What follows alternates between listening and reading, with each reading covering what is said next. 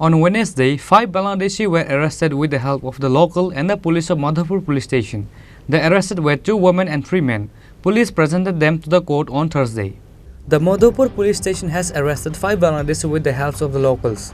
The Madhupur OC said that the local villagers have seen an unknown faces in the area and the locals have informed the information to the Madhupur police station. After the police received the information, the police arrived at the area of Patharia area and arrested 5 Bangladeshi and took them to the police station. The arrested names are Manir Khan, Sahiba Khatun, Shah Jalal Khan, Shodin Khan, Dulali Khatun. They belong from Bangladesh Kurigram Jilla Rangpur division and they were 2 women and 3 men.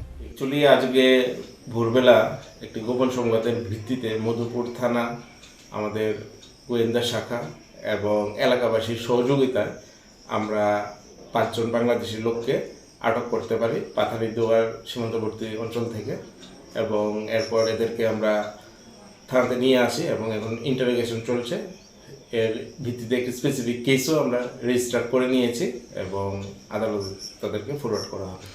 প্রাথমিক তদন্তে কি বোঝা গেছে কিভাবে এইভাবে প্রবেশ করলো?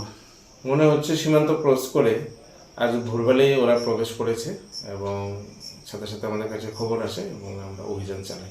এবারে কেউ যুক্ত থাকতে পারে এর মধ্যে? তাই ইন্টারোগেশন চলছে, ইনভেস্টিগেশনে তাকে নিয়ে আসবে। তাদের বাড়ি বাংলাদেশে রংপুর অঞ্চলের কাছাকাছি। তার কি একই পরিবারের? একই পরিবারের। কি উদ্দেশ্য আসছিল? এটা ইনভেস্টিগেশন চলছে, দেখছি আমরা কি উদ্দেশ্য, কেন এসেছে, কোথায় যাবে, সবকিছু খতিয়ে দেখা হচ্ছে। The truth came that they were members of a particular family and they were trying to go to Delhi illegally. Police presented them to the court on Thursday, said the Madhupur OC.